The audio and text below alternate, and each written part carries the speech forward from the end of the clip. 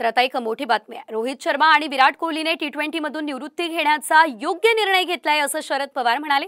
यावरून आता दुसऱ्यांना प्रमाणपत्र देण्यापेक्षा आपण कधी निवृत्त होणार ते आधी सांगावं असा टोला केंद्रीय राज्यमंत्री प्रतापराव जाधव यांनी शरद पवार यांना लगावला।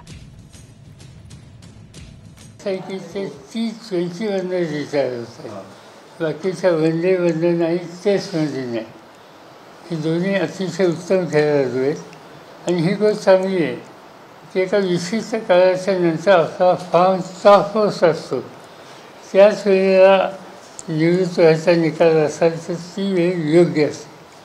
शरद पवारांनी हे स्वतःच्या बाबतीमध्ये त्या ठिकाणी मत प्रदर्शित करायला पाहिजे होतं की त्यांना योग्य, पण मला वाटतं शरद पवारांच्या निवृत्तीची योग्य वेळ त्यांनी अजून सांगितली नाही। ती जर समजली तर नक्की होईल। अजितदादा बाकीच्यांनी वारंवार त्यांना विचारलं की आता तुम्ही थकलेले आहात किंवा वयस्कर झालेले आहात,